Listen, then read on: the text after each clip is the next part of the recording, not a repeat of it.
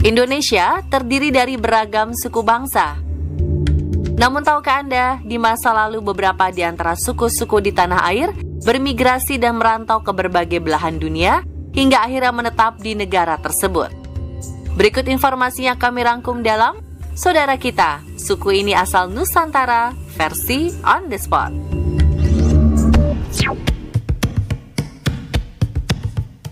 Di wilayah Cape Town, Afrika Selatan, ada sebuah kampung yang seluruh penghuninya merupakan orang Indonesia. Terletak di lereng Signal Hill, nama kampung Indonesia ini adalah Bo Kop. Menjadi pemukiman tertua di Cape Town, sebagian besar penghuni kampung ini adalah para imigran Melayu yang berasal dari Indonesia. Komunitas orang Melayu ini kemudian disebut dengan Cape Malay. Awal mula kemunculan orang Indonesia di Bo Kop karena dipengaruhi oleh kolonialisme Belanda. Mereka dibawa oleh penjajah Belanda pada tahun 1653 ke Afrika Selatan karena menjadi tahanan politik atau untuk dipekerjakan sebagai budak. I discovered was that these exiles that were brought here from Indonesia by the Dutch. Saat dibawa ke Cape Town, Belanda langsung mengubah nama mereka berdasarkan bulan kelahiran atau daerahnya, seperti Bambang van Java, Desember van Bale, dan lain sebagainya. Diperkirakan saat ini ada lebih dari 330.000 orang Cape Malay yang tinggal di kampung Bo Kop. Uniknya, beberapa adat dan budaya asli Indonesia masih dipertahankan di kampung ini. Di antaranya adalah dari segi bahasa, seperti terima kasih atau terima kasih, kamar mandi, boneka, dan masih banyak lagi. Tak hanya itu saja, orang Cape Malay mayoritas beragama Islam, bahkan sejumlah masjid juga berdiri di kampung ini. Ada yang menarik dari suku Aeta yang mendiami pendalaman pegunungan Pulau Luzon, Filipina. Suku ini disebut-sebut sebagai penduduk asli Filipina karena menjadi salah satu suku yang paling awal menghuni negara tersebut sebelum migrasi Austronesia.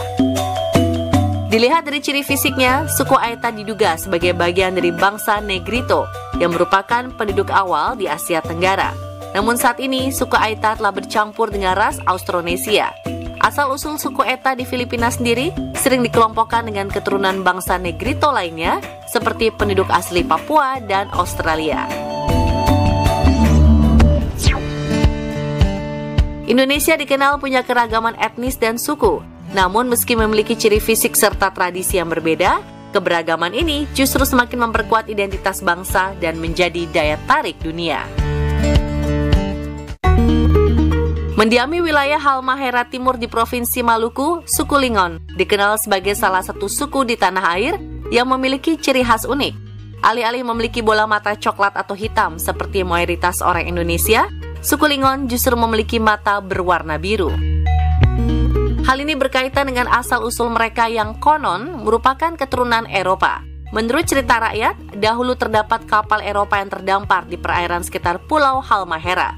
Karena tak kunjung mendapat bantuan, mereka harus masuk ke dalam hutan dan akhirnya menetap di pulau tersebut. Pada akhirnya mereka membentuk sebuah koloni bernama Lingon. Faktanya, keberadaan suku Lingon memang dikenal misterius dan tak banyak yang mengetahuinya secara detail. Ini juga disebabkan oleh daerah tempat tinggal mereka yang terpencil dan sulit diakses. Karena kurangnya bukti sejarah dan penelitian ilmiah, membuat asal-usul mereka tetap menjadi spekulasi. Keberadaan orang-orang Lingon kini juga tak lagi diketahui. Ada yang menyebutkan mereka telah punah, namun ada juga yang menyebut mereka sengaja menjauh agar tak terusik. Pemirsa, lain halnya dengan suku Abun yang mendiami wilayah pesisir Kabupaten Tambrau, Papua Barat.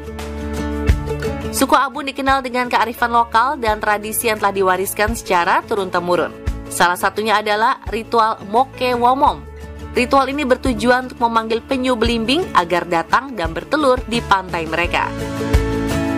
Penyu dalam mitologi suku Abun dianggap sebagai anugerah dari leluhur yang membawa keberkahan.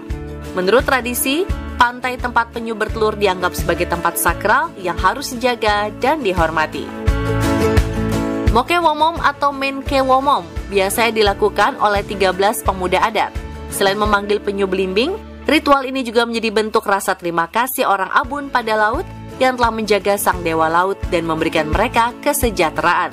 Saat penyu datang ke pantai, hal ini dianggap sebagai pertanda keberkahan bagi orang-orang Abun. Pantai Jen Wawom sendiri dikenal sebagai salah satu tempat peneluran penyu belimbing terbesar di dunia.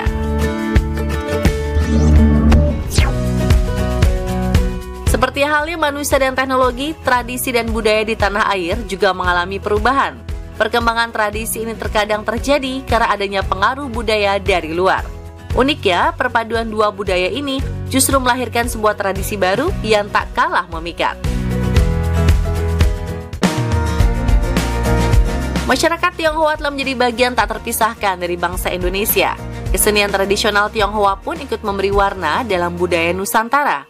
Salah satunya seni pertunjukan wayang orang Potehi.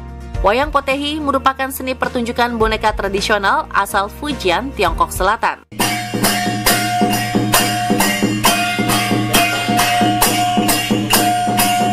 Kesenian ini dikenal masyarakat Tiongkok pada abad ke-7 sampai abad ke-9 semasa dinasti Tang.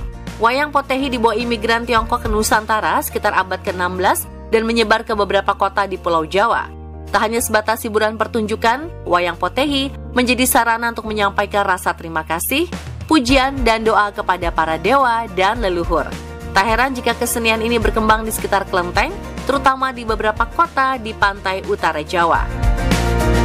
Sempat mengalami masa suram akibat larangan pemerintah terhadap tradisi Tionghoa, kesenian wayang Potehi mulai menggeliat lagi di tengah semangat kebiasaan era reformasi. Pengaruh budaya Tiongkok juga terlihat pada kereta Singobarong milik Keraton Kasepuhan Cirebon. Dahulu, kereta ini merupakan kendaraan yang digunakan oleh Sultan saat menggelar kirab setiap 1 Muharram.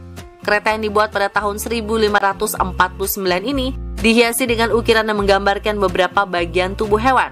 Ukiran hewan ini merupakan gambaran dari terjalinnya persahabatan antara Cirebon dengan negara-negara lain seperti Cina, India, dan Mesir.